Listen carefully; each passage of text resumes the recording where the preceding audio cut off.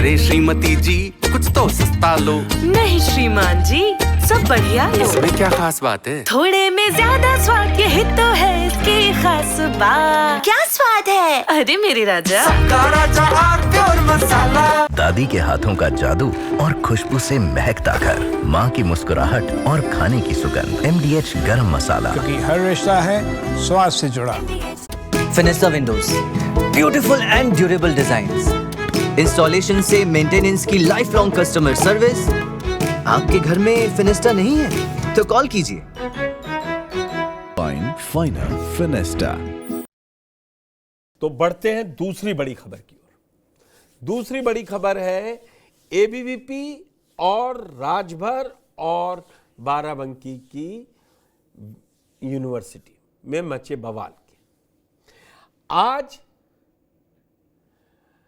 ओम प्रकाश राजभर को legal notice भेजा है अखिल भारतीय विद्यार्थी परिषद ने। कहा है वो माफ़ी मांगे जो उन्होंने अखिल भारतीय विद्यार्थी परिषद के कार्यकर्ताओं के लिए कहा है। दरअसल ये 3 दिन से चला आ रहा बवाल अब पहले तो कल प्रदेश भर में प्रदर्शन हुआ, विश्वविद्यालय प्रशासन और ABVP के ऊपर जो लाठीचार्ज हुआ था बाराबंकी, और साथ ही ओम प्रकाश राजभर ने जो गलत बयानी दी थी। आज राजभर को नोटिस दिया है, लीगल नोटिस भेजा है कि वो अपने कहे शब्दों को वापस लें। पहले ये नोटिस देखिए और उससे पहले ओम प्रकाश राजभर ने क्या किया है वो भी रिपोर्ट आपको दिखाएंगे, लेकिन पहले आप ये देखिए कि अखिल भारतीय विद्यार्थी परिषद ने क्या नोटिस भेजा है।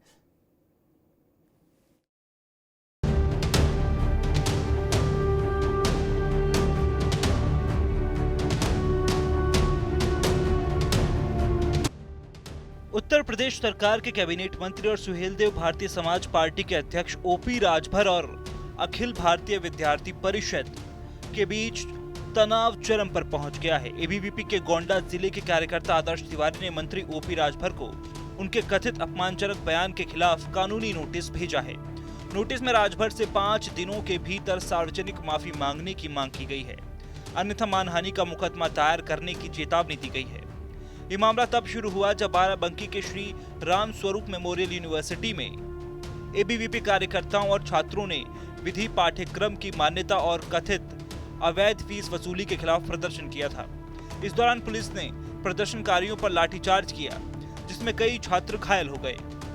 राजभर के एक बयान में ABVP कार्यकर्ताओं को गुंडा कहकर लाठीचार्ज का समर्थन कर दिया, जिससे संगठन में भारी आक्रोश फैल गया। इसके विरोध में ABVP ने लखनऊ, कानपुर, गोरखपुर, झांसी, बलिया और प्रदेश के अन्य शहरों में राजभर के खिलाफ प्रदर्शन हुए, जिसमें उनके आवास पर पथराव और पुतला दहन की घटनाएं भी शामिल हैं। वहीं अब गोंडा के ABVP कार्यकर्ता आदर्श तिवारी ने अपने वकील सिद्धार्थ शंकर दुबे के माध्यम से OP राजभर को नोटिस भेजा है। नोटिस में कहा गया है कि राजभर का बयान ABVP कार्यकर्ताओं की छवि को धूमिल करने वाला है और अपमानजनक है।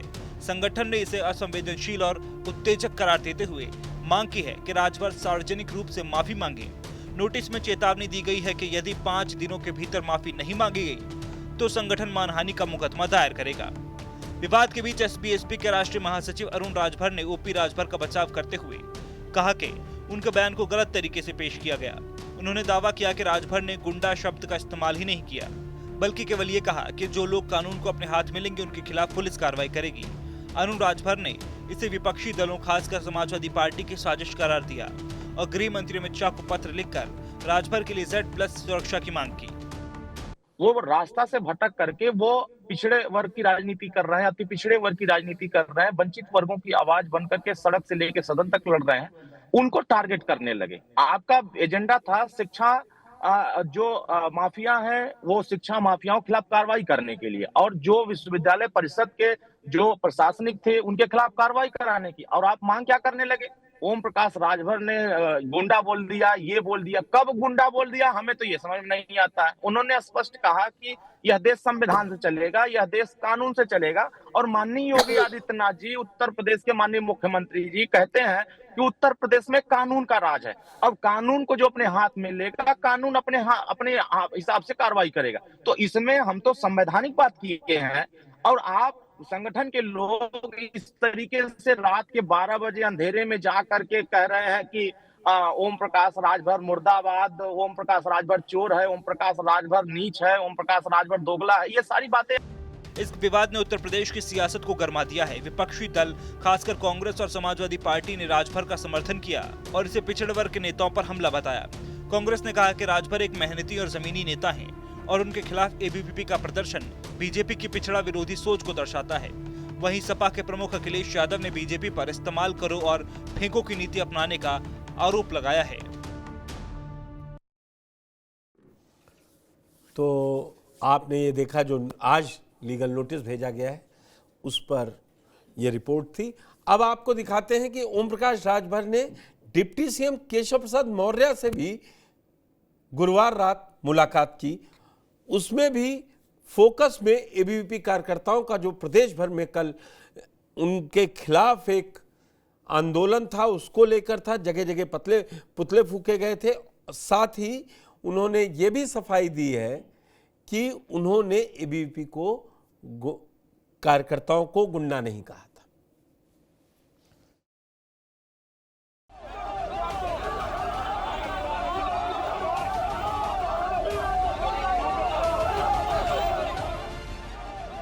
उत्तर प्रदेश की सियासत में एक बार फिर से तूफान खड़ा हो गया है।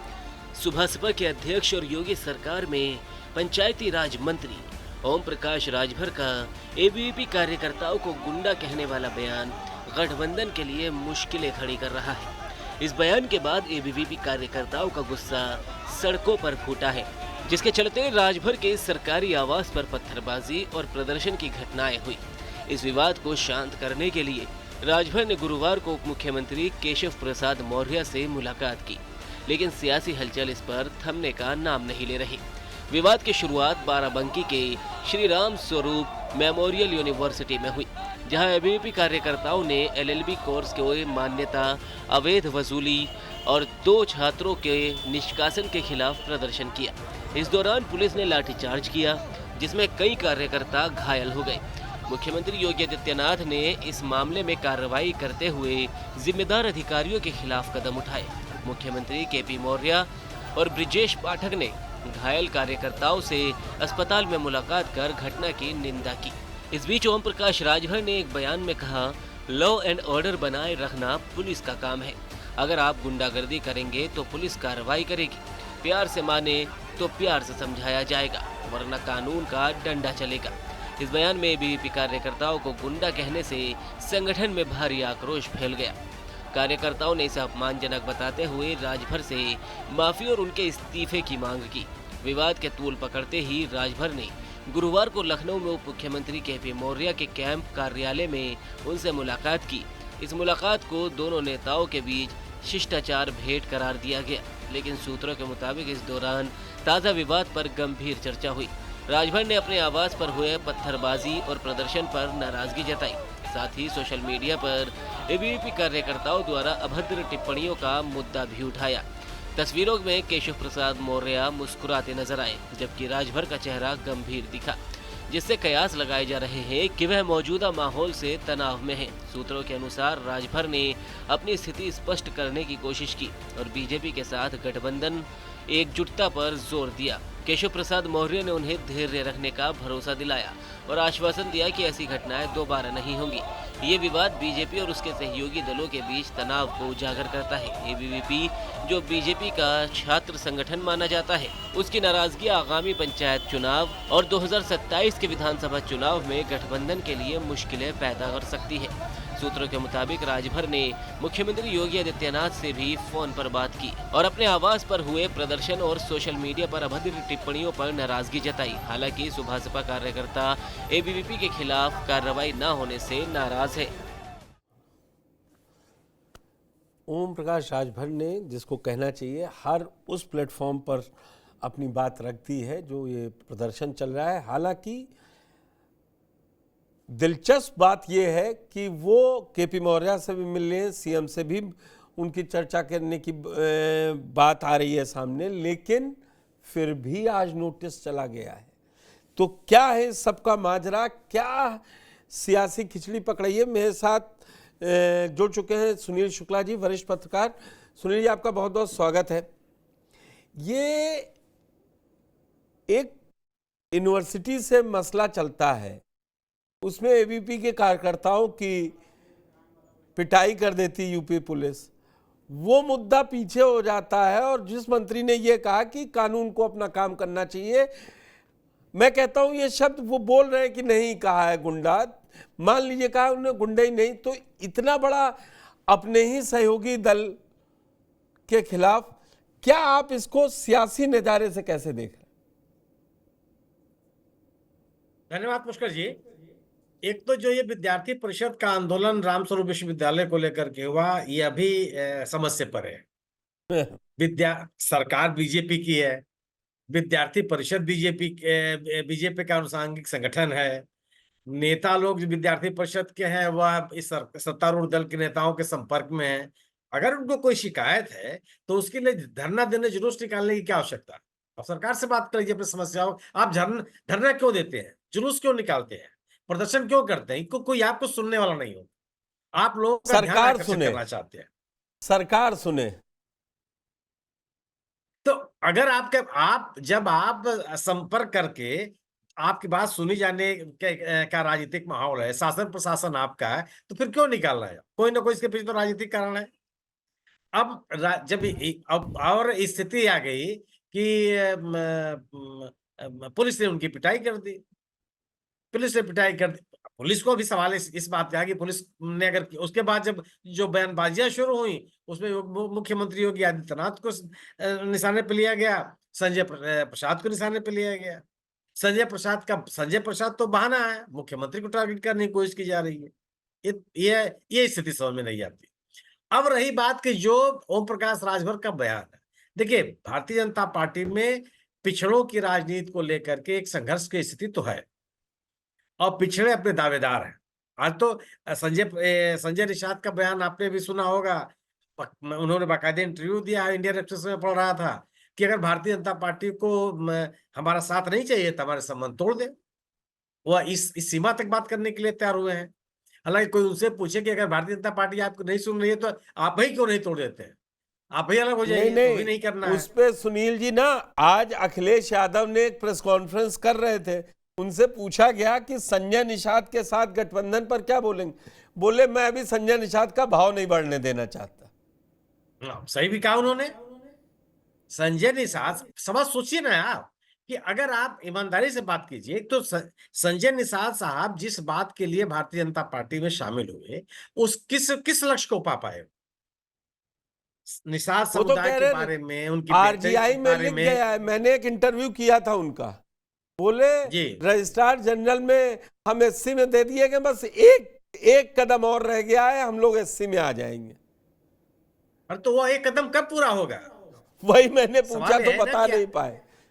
तो वो गोलमोल जवाब था कि दरअसल आप समझिए जो कांग्रेस और सपा हमको ठगती रही, कम से कम बीजेपी और योगी सरकार। अरे हमने कहा 22 में आप सबको ले आए थे, गृह मंत्री को भी ले आए थे अपने पास अब के, कि हमको एक काम करवाइए। किसी आरक्षण के मसले को लेकर के अमित शाह साहब की सभा थी रमाबाई मैदान में, जहां पे इन लोगों ने धरना तक दिया था। बिल्कुल। और आज आप कर रहे, आपके लोग विषय गौड़ हो गया। मैं जानना चाहता हूँ पुष्कर जी कि मान लीजिए कि आरक्षण का मसला एक बड़ा नीतिगत फैसला है, उसमें विलंब हो सकता है। निषाद समुदाय के बेहतरी के लिए, उनकी आर्थिक प्रगति के लिए, उनके सामाजिक सुरक्षा के लिए सरकार ने कितनी पहल की, उसी का उल्लेख कर दीजिए आप। निषाद साहब यही बता दें कि निषाद समुदाय के लिए इस सरकार के रिजीम में इतने काम हुए। मछली पालन बेहतर हो गई, मछली का बाजार बहुत अच्छा हो गया, मछली का चेन सप्लाई बहुत अच्छी हो गई, उनको पट्टे देने के काम बहुत अच्छे हो गए। कोई तो काम बता दीजिए आप जिसे कहा जाए कि नहीं आपके समुदाय, चलिए आरक्षण का मसला हल होता रहेगा, इस क्षेत्र में बहुत काम हो गया, वो भी आप नहीं कर सकते हैं। तो एक बेचैनी है इन लोगों, और यह जो पिछड़े वर्ग के लोगों के द्वारा जिस वर्ग का लोग प्रतिनिधित्व करते हैं उनमें इनके प्रति नाराजगी है, और वह नाराजगी 2024 के लोकसभा के चुनाव में दिखाई पड़ी।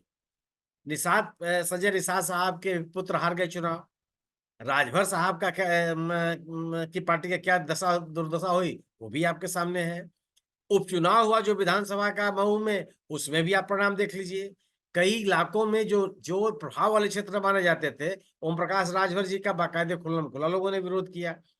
इस राजनीतिक स्थिति तो ये बनी, लेकिन भारतीय जनता पार्टी में निश्चित रूप से पिछड़ों की राजनीति को लेकर के एक संघर्ष है। पिछड़ों की राजनीति करने वाले नेताओं में और नेतृत्व को। सुनील जी, आपने बिल्कुल सही नब्ज पकड़ ली। मेरा कहना ही यह है कि एक प्राइवेट विश्वविद्यालय में कोई भ्रष्टाचार है, उसको सरकार चाहेगी 3 मिनट के अंदर निपटा देगी। ये क्या अगड़ा वर्सेस पिछड़े की लड़ाई है क्या? इसको साबित की जा रही है और एबीवीपी इसमें मोहरा बन रहा संगठन आरएसएस का। यही अगड़े पिछड़े वर्ग के जो राजनेता हैं पार्टी में, उनमें बेचैनी है। और मेरा अपना ये मानना है कि बीजेपी के अंदर में ये बेचैनी है। वो उनके सामने चुनौती है कि पीडीए का जो समाजवादी पार्टी ने अपना सामाजिक समीकरण दिया है, उससे कैसे निपटेंगे? क्या वह हिंदुत्व के नारे से निपटने में सक्षम है? क्या वह जो आज की नेतृत्व है उत्तर प्रदेश में, उससे मुकाबला करने की स्थिति में बन पाएंगे? वो क्या जो आजकल एक नया हथियार निकला है जीएसटी। आजकल जीएसटी पर सारा खेल है। और मैं पढ़ रहा था कहीं, सुनील जी आपसे टिप्पणी चाहूंगा कि अगस्त में मुरली मनोहर जोशी ने 91 साल की उम्र में डी ग्रोथ जैसा वर्ड कॉइन कर दिया इस सरकार के लिए। और उन्होंने बाकायदा मोहन भागवत जी के सामने पूरा प्रेजेंटेशन दिया अगस्त के माह में कि सरकार न सोशल स्ट्रक्चर के बारे में सोच रही है, न ग्रोथ के बारे में सोच रही है। उसका आर्थिक तौर पर वो कमजोर होती जा रही है। जो प्रेजेंटेशन उन्होंने कई स्लाइड कई घंटों का दिया था, और जब भागवत जी से पूछा गया तो उन्होंने कहा उन्होंने पर्याप्त कह दिया, अब उसमें मुझे बोलना नहीं। तो सरकार फंसी तो हर फ्रंट पे है। बिल्कुल। आप सोचिए कि डॉक्टर जोशी ने अमर्त्य सेन का नाम लिया, बिल्कुल अमर्त्य सेन का उल्लेख करते हुए व्याख्यान, और अमर्त्य सेन का नाम सुनते ही दक्षिणपंथी जो विचारक है खड़े हो जाते हैं सर के बल, नाम नहीं सुनना चाहते उनको। आप याद कीजिए, सरकार ने शांति निकेतन में अमर्त्य सेन की उपस्थिति को लेकर के कितनी आपत्तियां की थी। बिल्कुल बिल्कुल बिल्कुल बिल्कुल बिल्कुल। उनको परिसर खाली करने के लिए दबाव उनके ऊपर बनाया गया, और उस अमर्त्य सेन का उल्लेख करके डॉक्टर मुरली मनोहर जोशी ने सरकार की आलोचना की, और बात भी सही है। और उसको बहुत कम लोगों ने दिखाया है। ठीक है, कई एक्सक्लूसिव रिपोर्ट्स पर भी दिन भर चर्चा हो जाती है, लेकिन उस पर कहीं चर्चा कोई बात करने को तैयार नहीं हुआ उस रिपोर्ट। आप सोच लीजिए ना, ये और अगर आप चर्चा नहीं करेंगे तो सुधार कैसे करेंगे अपने में? वही अपने में संशोधन न करने की जो प्रवृत्ति है, समय के अनुकूल बदलने की बात तैयार आप नहीं है, आलोचना को स्वीकार करने की स्थिति में नहीं है, तो यह संघर्ष की स्थिति तो बनेगी। इससे आप बच नहीं सकते हैं।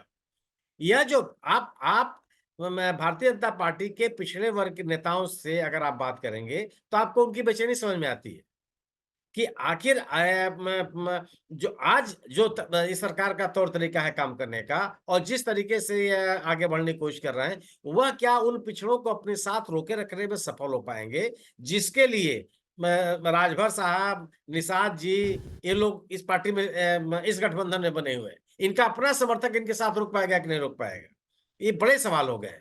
और यह बेचैनी में है कि कम से कम इनके जो हित हैं, इनके जो मुद्दे हैं, उनको विमर्श में लाया जाए, और यह कम से कम उस समुदाय को संदेश देने की कोशिश की जाए कि वो इनको इनके हितों के लिए, इनके सशक्तिकरण के लिए सरकार सक्रिय है। वह केवल मेरा अपना मानना है कि वो राजभर साहब जो बोल रहे हैं वह केवल एक पोजिशनिंग है। वह एक इस पोजिशनिंग के अलावा आप कुछ नहीं कर सकते कि ये कोई बड़ा राजनीतिक निर्णय ले लेंगे या कोई बड़ी राजनीतिक पहल कर देंगे।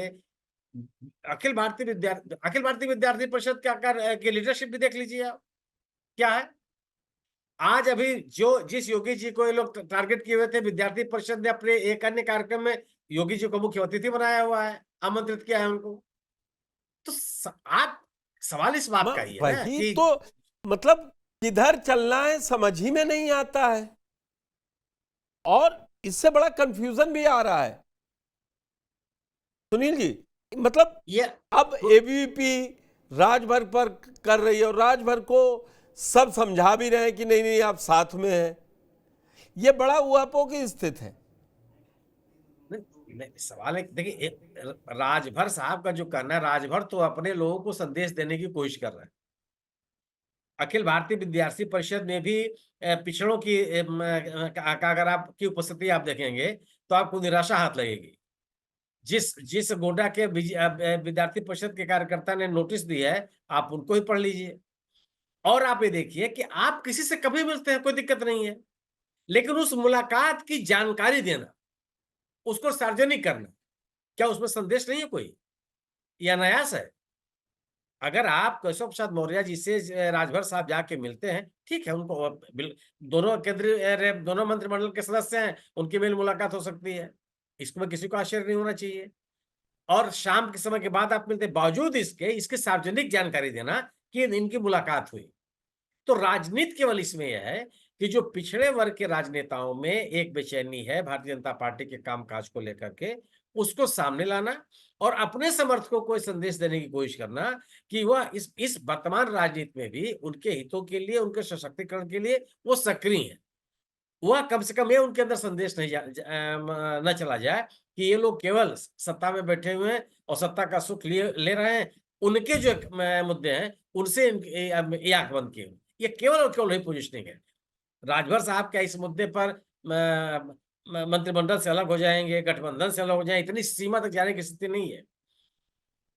विद्यार्थी परिषद के इस आंदोलन की आलोचना भी अपने मतदाताओं को संबोधित करने की कोशिश। सुनील जी, मुझे फिर समझ में नहीं आ रहा, ये 24 घंटे की डेडलाइन, 48 घंटे की डेडलाइंस और ये सब ड्रामा हो क्यों रहा?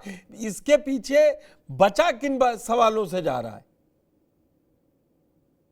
चौहान साहब, हम लोग बात नहीं कर रहे हैं, यह केवल और केवल अपने अपने समर्थकों को संबोधित करने की कोशिश है। इसके अतिरिक्त कुछ नहीं है। 24 घंटे के बाद एफआईआर करा देंगे लोग, ये उनका घर घेर लेंगे, क्या उनका मंत्रिमंडल से इस्तीफा करवा देंगे? ये बेमानी बातें हैं केवल, ये संभव ही नहीं है। यह केवल और केवल अपने अपने समर्थकों को संबोधित करने की कोशिश। और सही उन्होंने कहा, अखिलेश यादव का जो आपने बयान सुना है, जो आप इनका ट्वीट भी दिखा रहा है कि वो संजय निषाद का भाव नहीं बढ़ाना चाहते। अभी समाजवादी पार्टी का बयान आ जाए, उसके बाद देखिए आप किस तरह के बयान आने लगते हैं कि वो हम उनका स्वागत करने पहले एक नैरेटिव चला, तैयार हैं। एक सुनील जी, एक नैरेटिव चलाया गया कि कुछ वो एबीवीपी में कुछ सफाई घुस गए थे, उन्होंने किया। कल तक ओम प्रकाश राजभर के बेटे ये सब बोल रहे थे कि 4,000 तक तो आ गए। जब पूरे प्रदेश भर में हर जिले में होने लगा तो मैंने सवाल भी पूछा उनसे। मैंने कहा समाजवादी पार्टी इतनी मजबूत हो गई कि हर जिले में एबीवीपी कार्यक्रम में घुस गए। तब फिर नहीं जवाब था। फिर केवल एक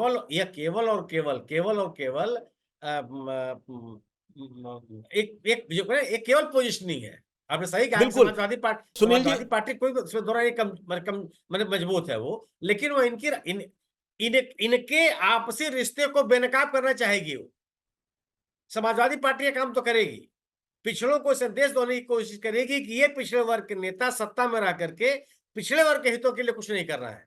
यह नैरेटिव तो बनाने का पूरा प्रयास करेगी। मैं सुनील जी संघर्षों को उजागर करेगी। मैं सुनील जी 27 के लिए कोई कमेंट नहीं कर रहा हूं, लेकिन 24 जून के रिजल्ट आने के बाद गाय बगाए 1 महीना नहीं बीतता है, किसी न किसी तरीके का टेंशन जरूर उभर कर सत्ता पक्ष से निकल के आता है। चाहे सहयोगियों से निकल के आया, या सहयोगियों ने कहा, या पार्टी के अंदर विधायक कह रहे हैं, सांसद कह रहे हैं। मतलब इस तरीके का लगातार अब पिछले 1.5 साल से ऊपर अब समय हो रहा है। आप देख रहे होंगे कोई ना कोई विवाद खड़ा है। यह केवल पुष्कर जी है, इसका कारण ये मैं मानता हूं कि इन लोगों को जो समाजवादी पार्टी का सामाजिक समीकरण बनकर के उभरा है 2024 में उनके पक्ष में, उसका कोई काट उनके समझ में बात नहीं आ रही है। हिंदुत्व के रास्ते से आप इसका काट नहीं खो सकते हैं।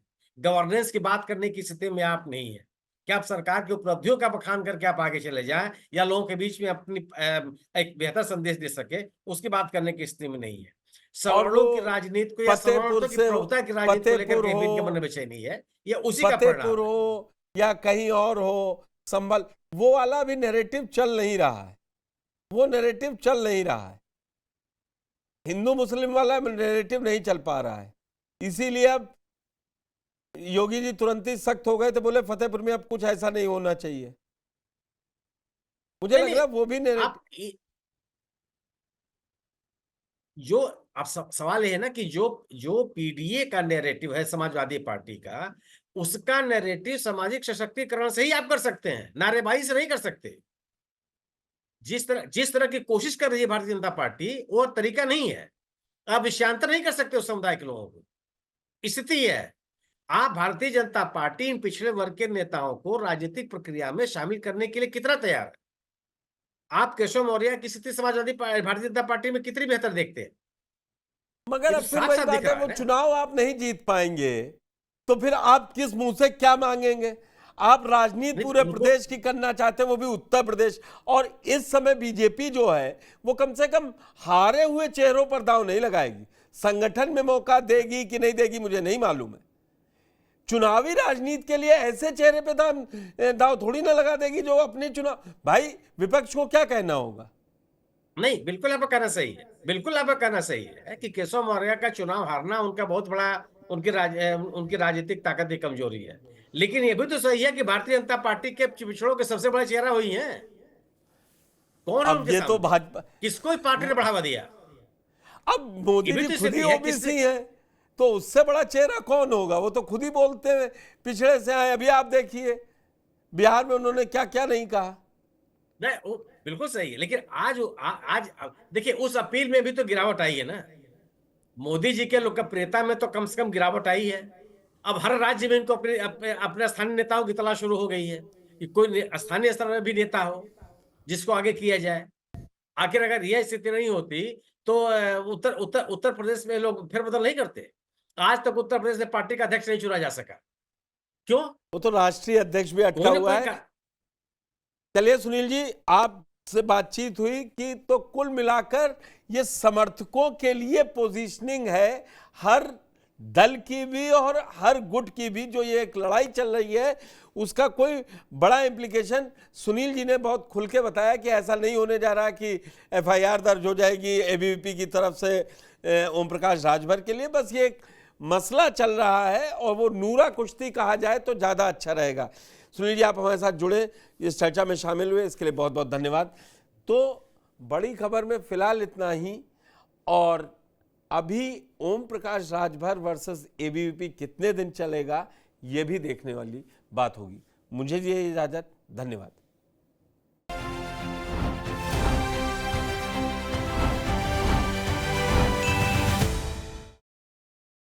फिनिस्टा windows, beautiful and durable designs, installation से मेंटेनेंस की लाइफ लॉन्ग कस्टमर सर्विस। आपके घर में फिनिस्टा नहीं है तो कॉल कीजिए। फाइनल फिनिस्टा। पास है प्योर पाव भाजी का मसाला, पाव भाजी मसाला, पाव भाजी को टेस्टी बना डाला, सबका राजा आल प्योर मसाला। अब छोलिया हो या लोबिया, सफेद चने या काले चने, सब कुछ मजेदार बने। अरे श्रीमती जी कुछ तो सस्ता लो, बचत करो।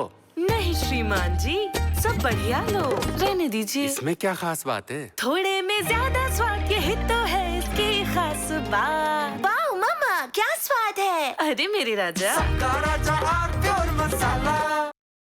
थोड़े में ज्यादा स्वाद, यही तो है इसकी खास बात। वाओ मामा, क्या स्वाद है! अरे मेरे राजा, सबका राजा और pure masala.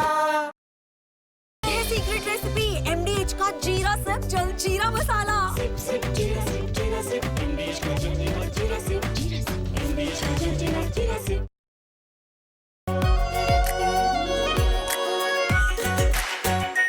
Are pure shahi paneer masala, delicious, healthy, everyday.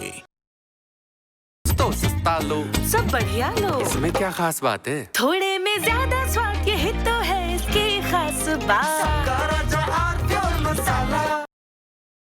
दादी के हाथों का जादू और खुशबू से महकता घर, माँ की मुस्कुराहट और खाने की सुगंध। MDH गरम मसाला, क्योंकि हर रिश्ता है स्वाद से जुड़ा।